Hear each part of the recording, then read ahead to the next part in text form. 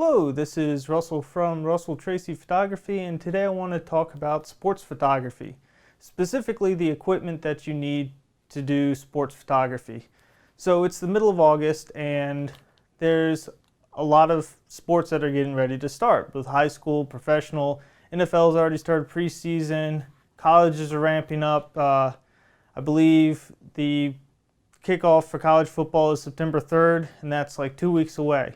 And every year around this time, there's tons of people that ask about sports photography because they want to get to sports photography, and that's awesome. That's fantastic.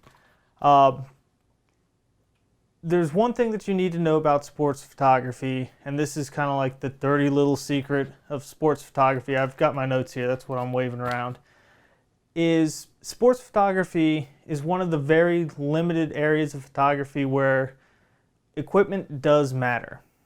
And what I mean by that is you really need to have equipment that is capable of producing quality sports photos. Now, I know 99.9% of the time, I believe 100% that it's not the equipment that matters, it's the equipment behind the camera. And what I mean by that is it's the photographer themselves. It's the ability to manipulate the settings on the camera and use the gear to produce awesome shots. And for 99% of the time, that's 100% correct. The majority of people out there, and this is a whole nother subject, the majority of people out there don't use their cameras to the fullest extent that they're capable of using their cameras at. And they blame their failures on the camera. But we'll get into that in another video. So I know I'm probably have a lot of people screaming at their screens right now saying that equipment doesn't matter, equipment doesn't matter. Sports photography, like I said, it's one of the very little niche areas of photography where it can matter. Now, with that being said, can you go out and can you shoot sports photography with entry-level camera and a kit lens? Sure, absolutely. Will you get the images that you want? Maybe, maybe not. It's all, again, it goes back to the photographer, but equipment does help. So there's a couple things, and like I said, I've got my notes here, so I'm going to be flipping through them. The first thing I want to talk about is camera bodies. So there's a couple things that you really need to look at if you're buying a camera for sports. The first thing is the continuous autofocus. So you have two types of autofocus. You have autofocus single and autofocus continuous. And now I shoot I shoot Nikon, not Canon. So you might have to translate this. I think they call it AI servo or something like that in Canon world. I apologize, I'm not that up to date on Canon. But AFC, or autofocus continuous, what that does is when if you're using back button focus, if you push the button on the back and you focus on something, the camera is going to continuously focus in and out on that subject as they're moving or as you're moving. Hopefully you're not moving and shooting. But if you're photographing an athlete and they're running towards you, it's going to continuously focus on that athlete. In single, as soon as you hit that button, it's going to get your focus and lock. So if you focus on them here and they move 10 feet towards you and you're in AFS or autofocus single, they're going to be out of focus. In AFC, the camera's going to continuously focus on them as they're moving towards you or away from you or side to side. So when you're looking at the camera, you want to make sure that the camera has a good autofocus system in it. I'm not really going to recommend any camera bodies. Personally, I shoot D3, D300, and D500 when I shoot sports. My primary sports body is a D3. That might be out of the range for some people's budgets. It might not. The D3, D4, D4S, and the D5 fantastic sports bodies. That's what they were designed to do. They were designed for sports and journalism. They're professional bodies. The D500, it's very capable body. It's fantastic for sports. Same with the D300. Again, there's a multitude of bodies that have really good autofocus systems in them. The second thing that you want to look at is the shutter speed. So when you're buying a camera, there's two top shutter speeds. There's 1/4000th of a second and 1/8000th of a second. And typically in photography, 1/4000th of a second is adequate. You know, you're not really going to shoot higher than 1/4000th of a second. If you're doing portraits, I don't think I've ever shot a portrait at 1/4000th of a second or higher. Typically with portraits, you know, you're going to be shooting with lights or even natural light, and you're going to be, you know, fairly low shutter speed. You know, I typically stay around 1/200th, even in natural light, depending on where I am.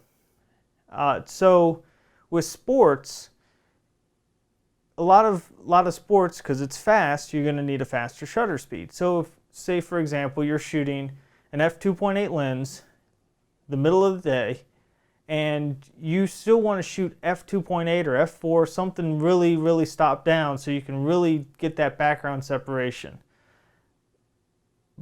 But in order to do that, you need to get a fast shutter speed. Well, there's a lot of situations I've personally been in where, you know, game's at noon and I want to shoot like f4, and I'm at ISO 100 or ISO 200, whatever the lowest the camera can do, and I'm still overexposed by 2 stops. Well, you got to crank up the shutter speed, and there's been a lot of times where I've ended up at, you know, 1/4000th, 1/5000th of a second. Where the problem comes in is if your camera only goes to 1/4000th of a second, you're not going to be able to get those super wide open apertures in the middle of the day and still, you know, maintain a fast shutter speed. You know, you might just be way overexposed, and there's nothing really that you can do about that besides from using neutral density filters, which I don't suggest for sports, but that's getting a little off topic. So you really want to look at a camera that has 1/8000th of a shutter speed, and a lot of cameras do. A lot of the cameras that I don't want to say designed for sports but are better suited for sports will already have 1/8000th of a shutter speed.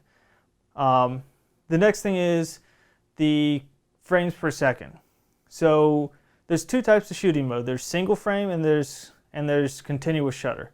So what single does is every time you push the shutter release, it takes 1 photo. In continuous, every time you push the shutter, it's going to take several photos. So there's different frames per second. So typically for sports, you want a camera that's going to shoot at least 6 frames per second. And that's just a number that I literally just pulled out of my head. I don't think I've ever shot slower than 6 frames per second, even on continuous low. You really need something that can capture quick bursts. So, you know, you get a batter that's swinging. If you're shooting a camera that only shoots 3 frames per second, you might get the batter here, then you might get the batter here, and then you might get the batter here.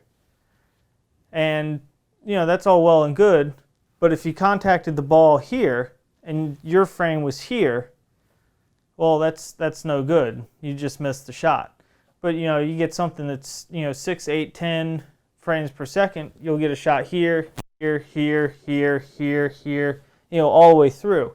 You know, you shoot that quick, you know, 1 second sequence and you get the full range of like a batter swinging or a quarterback throwing a ball or a receiver catching a ball, something like that. So you can get that quick burst, multiple frames. You have a better chance of getting the perfect frame. I typically, like I said, I shoot at least 6 frames per second. That's the bare minimum. The next thing is ISO capability. So ISO capability is not really so important if you're shooting daytime sports. It really comes down to shooting nighttime sports, and that also comes into connection with the lenses that you're using. And I'll get into that next. But typically, you want a camera that can handle fairly high ISO with good results. And I really hesitate in saying this because I still shoot a D3, and I'd say 90% of the time I'm good with the D3. But I would say a camera that goes up to 12,800 is something you should look at, especially if you're going to be shooting high school sports. The majority of the time that I'm shooting sports and I'm shooting super high ISOs, it's been in high school settings. So a lot of high schools, especially for football and night soccer, stuff like that, night sports, now baseball and stuff like that, they don't have night games. So it's typically going to be your football, your lacrosse, your soccer, stuff like that are going to be shot at night. And what I've noticed is a lot of high schools have very, very poor lighting. Typically I end up on the worst fields at 6400 ISO on my D3.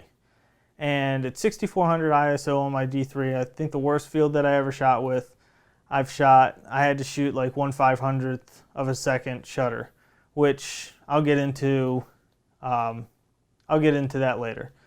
So 12,800 is a pretty good spot, pretty good range that you would want your camera to go to. 6400 will work, but like I said, in a lot of high school settings, you're probably going to be pushing that pretty hard. Moving on to the lenses, there's a couple things that you want to look at with lenses. The first thing is you want a lens that has a good autofocus system in it. And what I mean by the lens having a good autofocus system is does it focus quickly? So different lenses focus faster and slower than other lenses.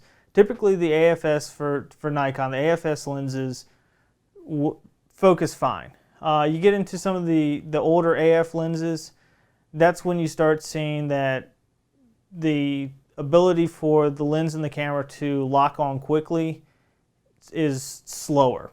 I haven't really had too much of a problem with this, but just be aware of that if you get into like the older lenses. And older lenses, they might be worn out, so the autofocus systems might be a little slow and clunky on them. But the big thing is you want to look at aperture. So I see a lot of people asking if they can shoot sports with something like Nikon 55 to 200, which I believe is a 4.5 to 5.6 variable aperture lens. I might be wrong on those specs. Don't crucify me if I am. But the big thing is it's a f4.5 to 5.6, I believe.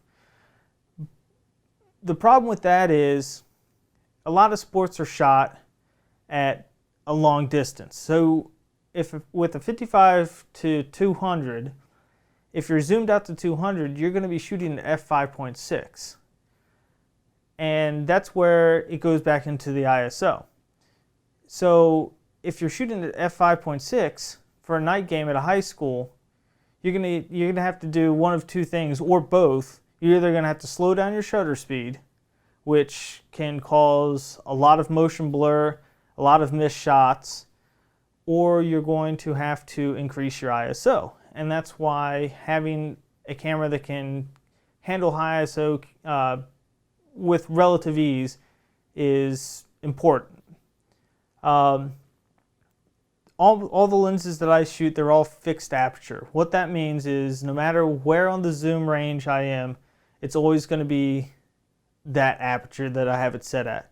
So if it's f2.8 and I have it set for f2.8, so 70 to 200 f2.8, if I'm at 70 millimeters, it's going to be at f2.8. 200 millimeters, it's going to be at f2.8. There is no variable It's not going to increase or decrease as they zoom in or zoom out.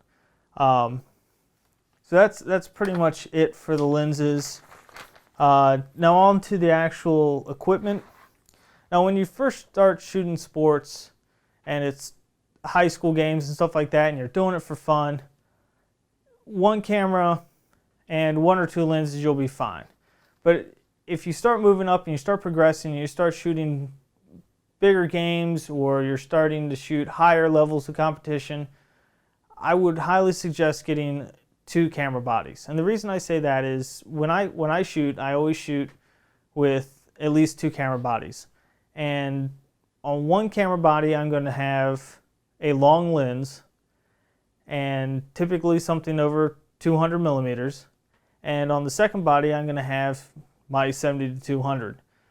So what that gives me the ability to do is if the play is out and the play is way downfield, I can have my long lens and I can be zoomed in, and if the play starts coming towards me, I can zoom out, shoot, shoot, zoom out, get to 200 millimeters, and they're still coming towards me.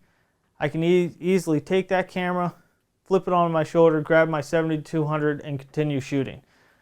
Sports, you don't have enough time to change lenses. If it's between a play and you want to switch between, like a long prime and a zoom, or if it's goal line stand and you want to switch your 70-200 for a wide, that's fine. You got a couple seconds, but middle of the play, you just don't have time. The second thing is with the gear, as far as lenses go, if you're going to run two lenses, I suggest the two lenses I suggest is something in the 70-200 millimeter range, and that can be 70-200, 80-200, something like that, and a long prime. To start out, a long prime, something like a 300 millimeter, and it could be the 300 f4. F4, I shoot a lot of f4 at night. It's really not that bad. A couple other things that you're going to want to get, even if you just have one camera and a 70-200, trust me, that's fine. You can shoot sports with that. I did it for years. It's not, it's completely possible. Get yourself a good monopod. Something sturdy, something that can take some abuse, because you're going to be expanding and collapsing it. You're going to be sitting it on the, it's going to be on the ground. It's going to have to support the weight of your camera. But even if you're shooting with 70-200 and that's the only lens that you have, get yourself a decent monopod. Football games are long, and if you're hand holding the 70-200 for, let's say, 4 hours, it gets old. It's nice to have it to just give yourself a break. If you have a camera strap, that works too. But just holding the camera up like that, continuously, it can get old. There's no shame in using a monopod with 70-200. Personally, I don't, because my monopod's always on my 200-400. The other thing that you want to get is extra batteries, extra cards. That's just a general flat-out rule. You always want to carry extra batteries. You always want to carry extra cards. You don't want to get somewhere and have your camera die and you can't shoot, or you have a card fail, or the card fills up and you don't have an extra card. You should always have extra cards and extra batteries. The other thing that you want is you want to get yourself a good strap. Personally, I use Black Rapid straps. They go over so I can hang my camera, and it hangs right here on my side. So if I'm shooting with the 200-400, I can quickly flip it around. Camera's right here. If it's hanging, if you're using the regular camera strap and it's hanging right here, it can beat against the monopod, I just don't like hanging on my neck. I really like the Black Rapid straps. They're fantastic. Now that we got that all the way, you've heard me say a lot of really expensive equipment like D300, D3, D500, 200-400. This is the 200-400. Now I've got the lens hood on reversed here. I flip this around real quick. So this is the 200-400. This is my primary go-to sports lens. Now this lens brand new is, I believe it's right around $6,000, $6,400. Do you need something like this when you're first starting out? Absolutely not. Is it nice to have? Yes. Is a 400 f2.8 nice to have? Yes. But they're the better part of $10,000. Yes, you can buy all this gear used, but they're still very expensive. I bought this used and it was still several $1,000s. So I'm going to set this thing to the side. You heard me talk about the 70-200 f2.8. 70-200 f2.8, I believe, is still around $2,400. That's a fairly expensive lens. Is it necessary? Not really. The range is necessary, but there's really good alternatives. You know, there's for gear, I buy used gear. This 200-400, I bought used. I bought this from Service Photo in Baltimore. I'm sure you've heard me talk about them before. They're a fantastic store to buy used gear from. I've also used KEH.com. But KEH.com and Service or eBay, if you're going to shop on eBay, look at the reviews. A lot of stores like B&H and Adorama, they have eBay stores. They're reputable. If it's reputable, buy your stuff there. But if you want a good starter set for shooting sports, there's two lenses that I recommend. The first one is the AF Nikkor 80-200. That's this guy right here. This is the predecessor to the 70-200. Yes, it's an older lens. Yes, they still sell it new, I believe. Last time I looked, they were still selling the 80-200. You can buy these used on KEH right now and most other used places for right around $600, $600 to $700. They do make an AFS version. That is good. It's a little faster than the AF version, but you can pick one of these up for about $600 used. The second lens is, this is an AF 300 f4. So I have a review about this. This is an absolutely fantastic piece of older used glass. I bought this because it was like $400 because I wanted a 300 millimeter prime and didn't feel like spending a couple thousand on one of the new 300 f4s or the 300 f2.8. And the thing I like about this is it's not much bigger than the 80-200, and it's actually about the same size as the newer 70-200. But I have a review on this, and it's an absolutely fantastic piece of glass, and it's 300 millimeter f4. It is a little slower for sports, but it's not bad. It does hold its own, and you can pick one of these up for $400 to $500. So right here, if you get on KEH or eBay or something like that, you can buy an 80-200 and a 300 f4 for right around $1,100. And even for night sports, I've shot this for nights, and it's fantastic. It does the job. These lenses here, they're great starter lenses. You can always move up from here, but the thing with you really want to get good glass. Shooting with a DX body, this with the 300, it gives you an equivalent of, I believe, like 450 millimeter f4 lens, which is pretty nice for soccer and for football and stuff like this. And the 80-200, I believe it's a 120 to 300 f2.8. So, you know, the equivalent to that on a DX body if you're shooting a DX body. So that's pretty much my general guidelines, I guess you could say, for sports equipment. So just to recap, bodies, you want something with a good autofocus. You want something that can shoot a higher shutter speed, a higher frames per second, and has good ISO capability. For lenses, I highly recommend you get a fixed aperture lens and get something that has a pretty good focus motor in them. Both of these, yes, they're a little bit slower, but they are spot on in the focusing. Like it locks in and it'll track and they're quick. Again, with the lengths, I highly suggest something like an 80-200, 70-200, and then like a 300 f4. If you want to spend the money, buy a 200-400 and 400 f2.8. That's more power to you.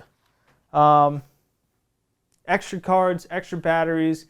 Get yourself a good sturdy monopod. Get yourself a nice strap, something that you can wear for a couple hours.